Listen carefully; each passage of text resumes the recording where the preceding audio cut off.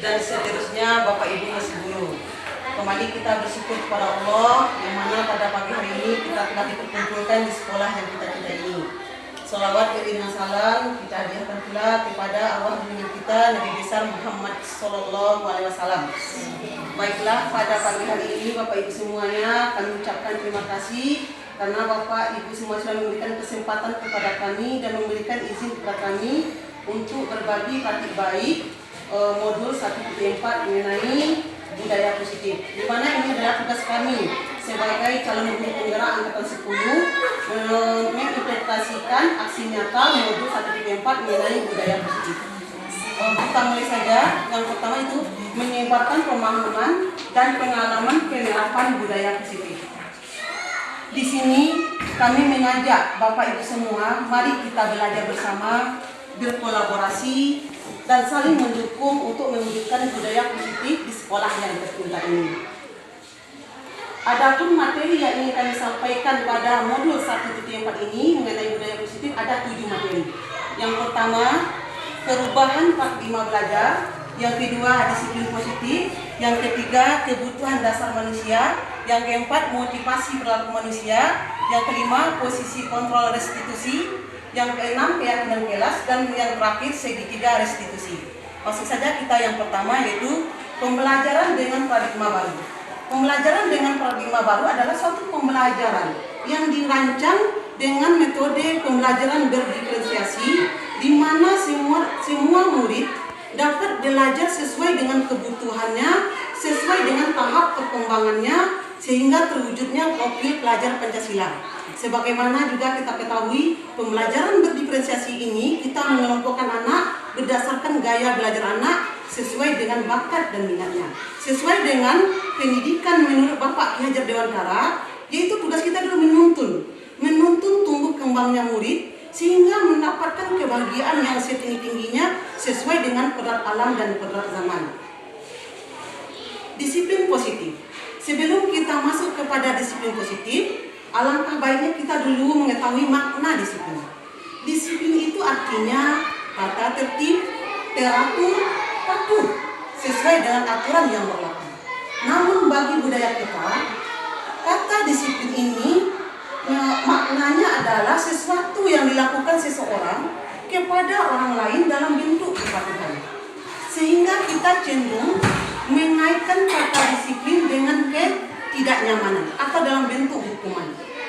Sementara dikatakan oleh Bapak Ki Hajar Dewantara, di mana ada kemerdekaan, di situ harus ada disiplin yang kuat. Sehingga disiplin itu adalah self disiplin. Kita harus bisa mendisiplinkan diri kita. Kalau kita tidak bisa, wajiblah penguasa untuk mendisiplinkan kita. Di mana ada kemerdekaan, sehingga kemerdekaan itu tidak hanya terlepas dari peraturan atau perintah, tetapi di sini bagaimana kita bisa cakap memerintah diri kita sendiri. Sebagai pendidik, disinilah tuntunan kita. Bisa menciptakan anak-anak yang memiliki disiplin diri, yang mengacu kepada kebajikan universal, sehingga memiliki motivasi intrinsik. Kebajikan universal yaitu kebajikan yang sesuai dengan profil pelajar Pancasila, seperti mandiri, kreatif, inovasi, percaya diri, yang paling penting lagi sopan dan santun, ramah, peduli terhadap sesama, cinta akan lingkungan. Seperti itulah kebajikan universal yang mungkin akan kita terapkan nanti di sekolah kita. Salah satu penerapan disiplin ini adalah disiplin positif.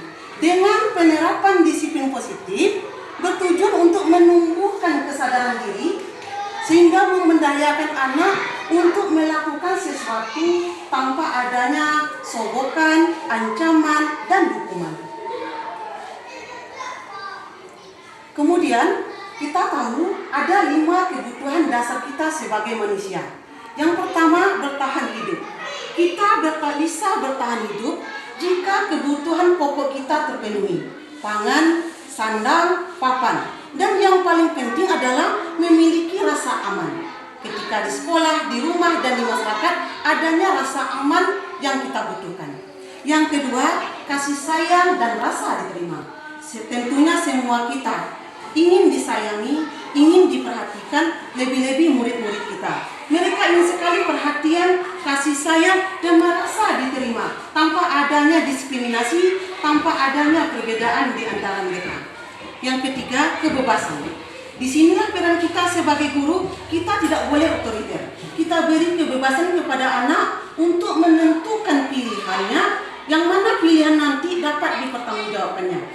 Yang keempat, kesenangan. Bagaimana peran kita sebagai guru bisa menciptakan pembelajaran yang menyenangkan. Karena kita tahu semua murid memiliki potensi dan bakat yang berbeda. Bagaimana kita merancang pembelajaran sehingga pembelajaran tadi menjadi menyenangkan, sehingga pembelajaran kita berkualitas. Yang terakhir, penguasaan. Ini adalah penguasaan atau keterampilan yang harus dimiliki oleh murid kita, sehingga dia memiliki rasa percaya diri dan mau menghargai dirinya sendiri terhadap kompetensi dan keterampilan yang telah dimiliki. Kemudian kita masuk kepada motivasi perilaku manusia, yang mana motivasi ini adalah dorongan yang muncul dari diri kita, baik secara sadar maupun tidak sadar, untuk melakukan suatu tindakan dengan tujuan tertentu. Menurut Diane Bosson, ada 3 motivasi perilaku manusia. Yang pertama, menghindari ketidaknyamanan dan hukuman. Di sini murid mau untuk disiplin karena dia takut dihukum. Kalaulah seperti ini, berarti motivasinya eksternal, karena adanya hukuman yang akan diterima mereka kalau mereka tidak mematuhi peraturan. Yang kedua, untuk mendapatkan imbalan penghargaan dari orang lain. Murid mau melakukan disiplin kalau ada hadiah, reward, atau penghargaan yang akan kita berikan. Kalau kita tidak lagi memberikan penghargaan, mungkin saja murid kita tidak akan lagi mau melakukan disiplin ini. Ini juga tidak bagus, karena motivasinya eksternal. Karena adanya hadiah, reward, penghargaan yang akan kita berikan. Ini juga tidak bagus. Jadi yang paling kita harapkan adalah motivasi itu berasalkan menghargai nilai-nilai kebajikan yang ada pada diri sendiri, di mana murid akan melakukan disiplin karena adanya nilai kebajikan dan keyakinan yang tertanam dalam dirinya sendiri tanpa adanya hukuman dan penghargaan dari orang lain. Inilah yang akan kita gali, yaitu motivasi internal dari dalam diri murid sendiri. Ini konsep disiplin dengan identitas gagal. Kalau kita mengambil konsep hukuman dan penghargaan, ini membuat identitas murid kita menjadi gagal. Mengapa kami sampaikan demikian? Konsep identitas gagal dengan hukuman ini membuat rasa tidak nyaman pada murid kita. Murid kita akan tersakiti, ada rasa takut, kemudian mereka tidak akan mau secara terbuka atau mengemukakan masalah yang mereka hadapi, sehingga menimbulkan munculnya mental atau rasa percaya rendah diri atau rasa rendah diri. Sementara penghargaan yang kita berikan kepada murid itu tidak efektif. Murid mau melakukan karena adanya harga, karena adanya hadiah. Kalau tidak ada hadiah, mereka akan kecewa. Rupanya ibu tidak memberi hadiah hari ini. Ada kekecewaan sehingga akan mematikan kreativitas bagi murid itu sendiri. Ini adalah konsep disiplin dengan identitas berhasil. Namun kalau kita memilih konsekuensi, di sini identitas murid berhasil, namun ada juga sisi negatifnya, karena ada juga berhubungan dengan imbalan. Yang mana kita ketahui konsekuensi ini adalah akibat dari perbuatan yang kita lakukan. Kalau perbuatan kita baik, tentu banyaknya konsekuensinya akan baik pula kita terima. Kalau seandainya perbuatan yang dilakukan oleh murid itu ada yang salah, tentu konsekuensinya juga adalah bentuk hukuman nantinya atau sanksi. Namun ini tidak kita yang memutuskan, anak sendiri dengan kita yang menentukan apa kira-kira konsekuensi yang akan didapat kalau dia melanggar suatu aturan. Jadi ini juga tidak bagus. Yang paling bagus adalah restitusi. Di mana restitusi ini ada 3 poin di sini. Yang pertama, restitusi itu adalah suatu proses menciptakan kondisi bagi murid untuk memperbaiki kesalahan mereka. Yang kedua, suatu proses berkolaborasi mengajarkan para murid mencarikan solusi terhadap persoalan yang mereka hadapi. Yang ketiga, restitusi ini adalah mendampingi murid untuk berpikir mau menjadi orang seperti apa mereka, dan bagaimana mereka menghargai orang lain. Itulah yang harus kita tanamkan di sekolah kita ini. Lanjut.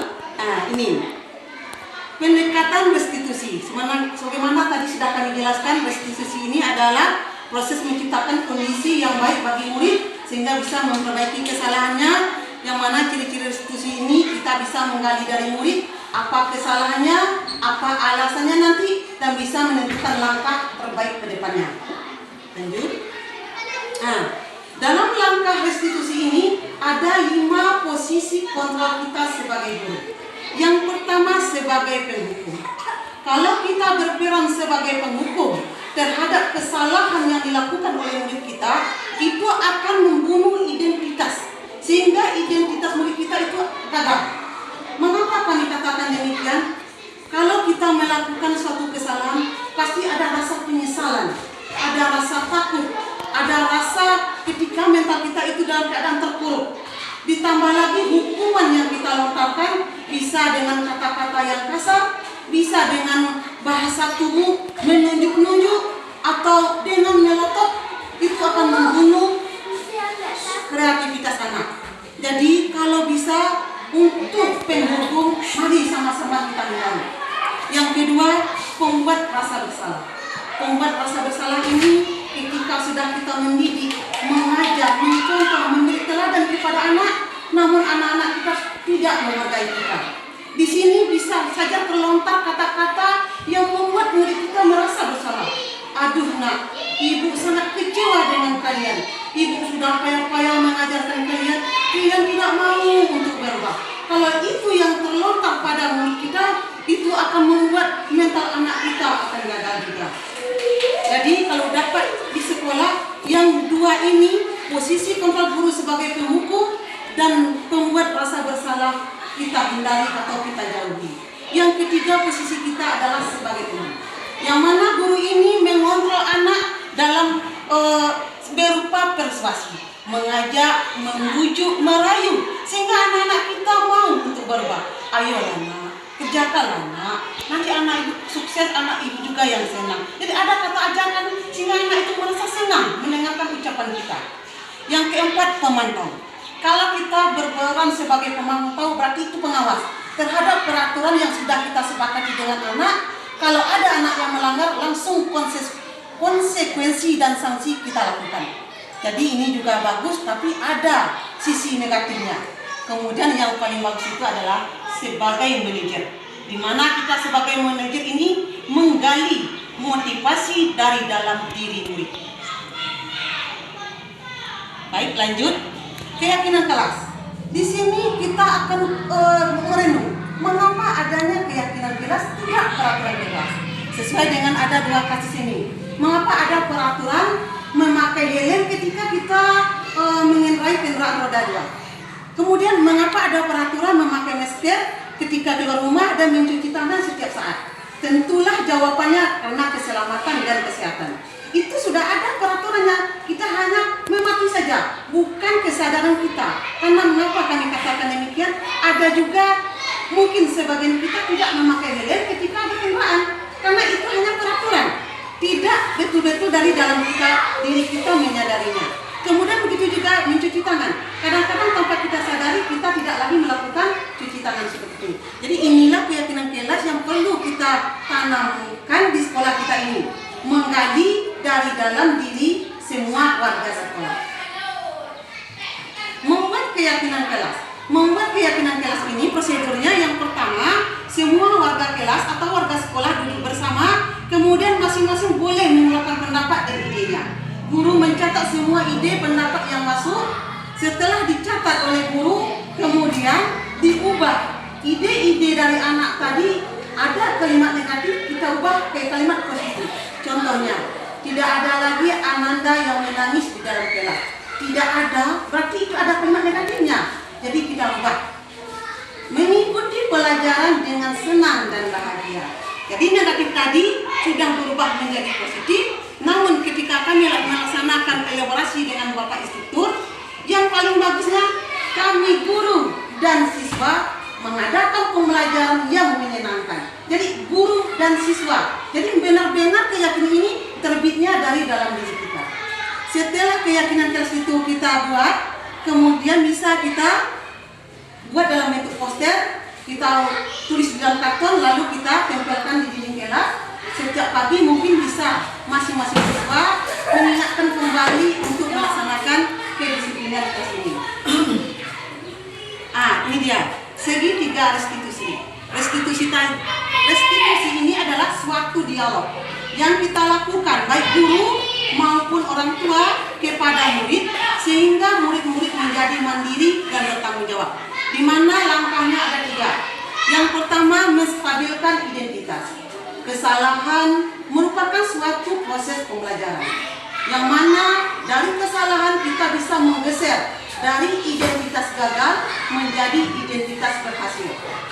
Jangan pernah kita mengkritik terhadap kesalahan yang dilakukan oleh anak ketika anak mengalami identitas gagal. Apa pertanyaan yang bisa kita ajukan? Kesalahan ini wajar dilakukan semua orang, karena manusia tidak ada yang sempurna, dan bukan kamu satu-satunya yang membuat kesalahan. Ibu pernah juga melakukan kesalahan. Jadi kita membangkitkan identitas anak yang mula-mulanya gagal menjadi identitas sukses. Kemudian validasi tindakan yang salah. Ini semua kesalahan perbuatan yang kita lakukan ada alasannya. Tidak ada sesuatu yang kita lakukan tanpa alasan. Pertanyaan yang bisa kita ajukan, mengapa anak ibu melakukan ini? Tentu anak ibu ada alasannya. Kira-kira apa langkah efektif yang bisa anak ibu lakukan untuk mencapai tujuan anak ibu ini? Jadi dengan sendiri anak ibu tadi mengalir bercerita apa yang menyebabkan mereka melakukan perbuatan ini. Yang ketiga, menanyakan keyakinan ke depannya. Di sini kita menggali motivasi internal anak. Kira-kira menurut anak ibu keyakinan keras mana yang anak ibu langgar? Apa langkah anak ibu ke depan untuk memperbaiki kesalahan? Jadi memang mereka menyadari kesalahannya, alasannya, dan mereka juga sendiri yang berusaha untuk memperbaikinya tanpa kita untuk memberikan hukuman atau penghargaan. Tapi benar-benar dia yang ingin mencarikan solusi terhadap persoalan yang mereka hadapi. Baiklah Bapak Ibu, itulah menyebarkan budaya positif di sekolah kita. Kami mengucapkan terima kasih atas perhatian Bapak Ibu. Kalau kiranya ada masukan, kritikan atau saran, atau ada mungkin Bapak Ibu ingin menanyakan, kami persilakan.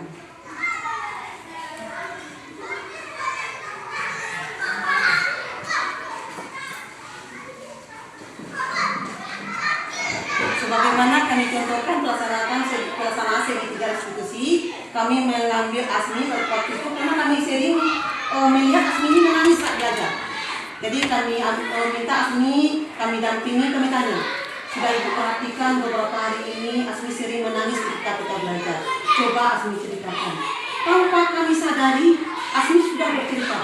Saya menangis karena saya diganggu, saya dihina, alat peralatan sekolah saya diambil Bu. Kemudian ada lagi kira-kira yang membuat Asmi menangis tanpa saya sadari, yang saya membuat saya menangis karena saya juga mengganggu orang. Itu yang kalimat yang saya nanti selama ini. Mengapa dia menangis? Bukan orang saja yang salah, tapi kita juga salah. Kira-kira lalu kami beri penguatan. Menangis itu wajar, apalagi kita dalam keadaan bersedih. Ibu juga pernah menangis, tapi menangis saat kita belajar di hadapan orang yang banyak, apalagi Asmi anak laki-laki, itu tidak boleh. Karena itu membuat kita menjadi hebat. Anak laki-laki harus kuat. Kami beri penguatan. Kemudian apa alasan Asmi untuk menangis? Untuk mempertahankan diri supaya tidak lagi diganggu oleh orang lain. Kira-kira ada tak keyakinan keras yang Asmi langgar? Ada Bu. Apa keyakinan keras yang Asmi langgar? Yaitu Bu, mengikuti pembelajaran dengan hati senang dan bahagia. Kira-kira apa langkah ke depan Asmi?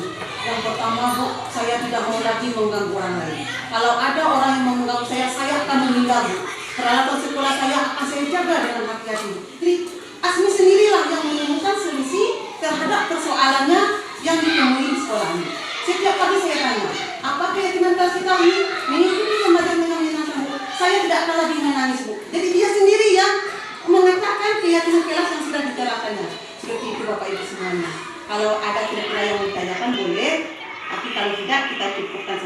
sampai di sini. Ya Bu, balik ke sebelah, kami silakan. Assalamualaikum warahmatullahi wabarakatuh. Waalaikumsalam warahmatullahi wabarakatuh. Terima kasih kesempatan yang diberikan.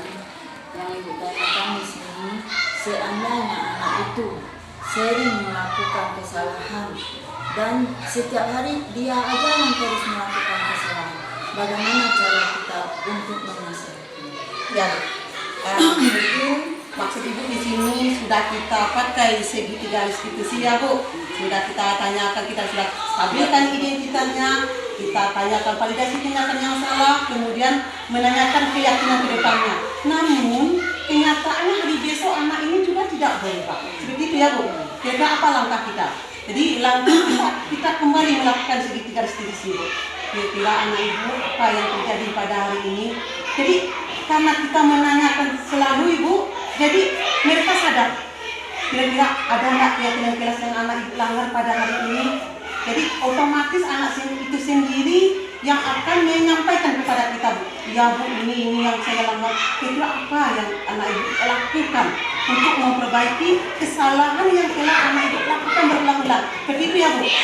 Kesalahannya berulang-ulang, dia saja yang terus melakukan kesalahan. Setelah dinasihati, dia yang menemukan solusi, namun dia pula yang melanggar. Mungkin kalau kami rasa Bu, kita tidak boleh putus asa mungkin Bu. Terus kita menggali dari anak, kita tanamkan keyakinan yang sudah kita sepakati, kemudian kita ingatkan kembali solusi yang telah mereka tentukan untuk memperbaiki kesalahannya, mungkin bisa berganti Bu. Ada yang juga bapak yang lain mungkin ada? Ya Ibu, silakan Ibu. Terima kasih Bu atas waktunya. Di sini kami sedikit menanyakan bagaimana ini kan tadi kan berkaitan dengan keyakinan kelas. Ya. Mungkin di dalam kelas Ananda ini sudah ada perubahan. Ya. Bagaimana seandainya ini terjadi ketika di luar jam, maksudnya bukan di dalam kelas ya, Ya. ada istirahat mungkin. Bagaimana kira-kira kita kaitkan dengan keyakinan kelas? Ya. Bagaimana ketika anak-anak ini berbuat kesalahannya tidak di dalam kelas, itu di luar kelas. Jadi keyakinan kelas ini Bu sudah juga berkaitan dengan keyakinan sekolah kita. Keyakinan kelas yang kita rancang masing-masing kelas ini akan menjadi suatu keyakinan sekolah. Jadi anak-anak itu betul-betul menanamkan kesadaran itu tidak hanya di dalam kelas maupun di luar kelas, bahkan di rumah dan di lingkungan masyarakat seperti itu. Karena kita sudah gali, mereka sendiri yang menentukan, bukan kita ini Bu. Kami akan mengikuti pembelajaran yang menyenangkan, kami akan datang tepat waktu, kami akan mengumpulkan tugas tepat waktu. Jadi kita hanya mengingatkan saja lagi Bu. Jadi mereka sendiri yang betul-betul menyadari dan ingin berbuat untuk menghargai diri sendiri. Seperti itu. Kira-kira ada juga yang lain? Ya, kalau tidak kita cukupkan saja sampai di sini. Kami mengucapkan terima kasih banyak kepada Bapak Ibu yang sudah memberikan izin kepada kami untuk berbagi praktik baik aksi nyata modul 1.4 mengenai budaya positif. Karena sudah berakhirnya, kita ucapkan alhamdulillahirabbil alamin. Assalamualaikum warahmatullahi wabarakatuh.